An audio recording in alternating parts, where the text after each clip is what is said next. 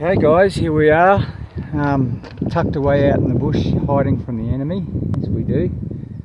A real quick thing on just another X marks the spot, you know, if it looks like a duck. Dry blow heaps, and even these things. That's a geo tag if you don't know what one is. Now this is something that's really important to you. Being out in the field is really so important because you can sit in a classroom all day long and walk away with a head full of nothing, really, in a way. Just zoom down here for a sec. Let's not waffle on. Can you see that dry blow heap there, honey? Yeah? Yep. Okay. Stay there. So that's it there, in that square. It would have been up here as a pile, and it's all eroded down. Now, many of you may have seen these, many may not have, but even the ones who have seen them and pay attention to them may have missed the clue as to whether they're important or not. It's like reefs, you know, there's a million reefs. I don't just go chasing a reef blindly because I don't want to die, you know. It's pointless. You have to look at the clues, and it's your eyes and your brain, and honestly living and breathing out in the field is where you'll pick these things up. You won't get them in a classroom, you just won't, and no amount of money you throw at it will get you these skills. Anyhow, this is a dry blow heap. This was the old timers here, 2-man, sometimes 3-man operation. They would have dug a hole, you know, possibly it's gone now, possibly right here, and they tended to do these. I don't know if you can really see, honey, but if you pan uphill a bit, we're actually just in the end of a creek system. The creek actually goes that way. It's not a proper creek. It's just a low-lying spot in between two hills. But what's more important about these things? If we're driving into an area, I get this system of flags, right? And you know, if I see a dry blow heap, it means nothing, but a flag's gone up. If I see some of these things, it means nothing. It's just a plastic tag and a piece of wire, but a flag goes up. Can I just ask a question, honey? Yeah. What is a geotag? A geotag, sorry, is just, it's really quickly, it's the geologist will send a shit kicker like me or a surveying company out to basically, they can do them with an auger drill too, but they're just supposed to take a loam of dirt, put it in a bag, that'll have a number on it, and they will grid an area. The geologists will also have areas of hot spots or whatever they think that are worth looking at, right?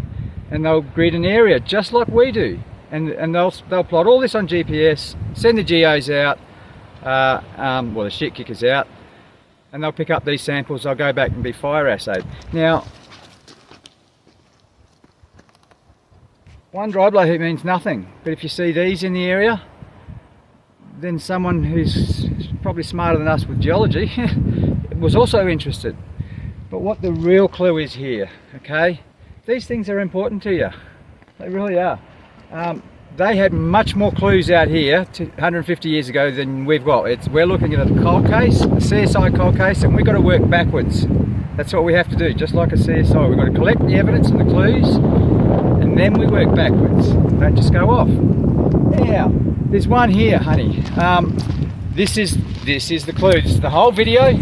So, sorry to race around, but so yep.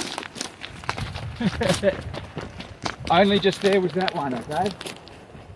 So it's only just here.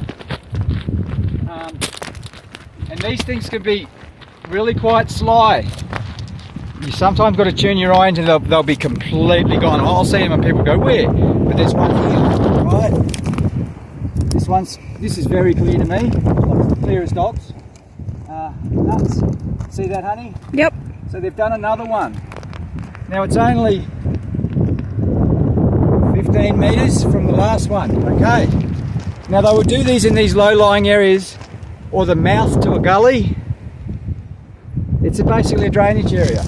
And Walter's mentioned this before. And here, we're getting a little more subtle. chain marks through that because I walked through it. That one, just stay back there. So there's one here, you know, and it's starting to get a bit more subtle. They can be almost gone. And you'll often find a scratch in them, you know, if someone's had a dig. Very rarely that we've gotten gold out of them, but I have heard of it. But they're full of hot rocks. That's why people go there and go, oh, because they're concentrated hot rocks. Either way, moving on to the clue. Come on.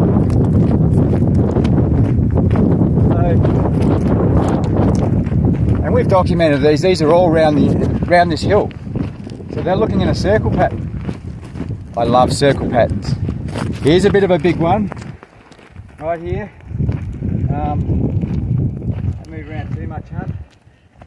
This is a dry blow heap. Whoops.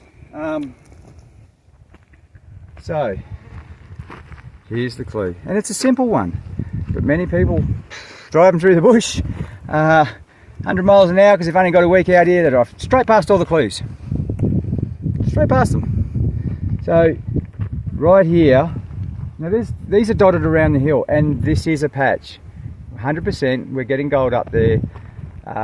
Won't go into that, that's another time. We're not about dig and detect, that's not us. We're about teaching. There's a million dig and detect sites, but we will show you some gold. Anyhow, there's 4 or 5 of these right here, okay? I mean right here. 15, 10, 20 metres apart. So, wifey comes for a bit of a look. Lovely deep ground, and whack, you know, she's on the gold.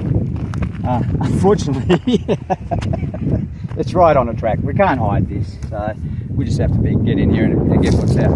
But you know, she's got a piece here, got a piece there, right on the tailing flow, if you can see the satellite of this little creek. But it's not coming down the creek, it's coming down that hill. But the old timers were having a good sniff. Now whenever you see 1 dry blow, 2 dry blows, 3, oh shit, there's another one.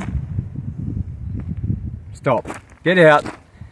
They were having a good look. It's a duck, it's quacking, get out, it's gold. Okay, really simple one, but don't miss it. Okay guys, I'll catch you next time.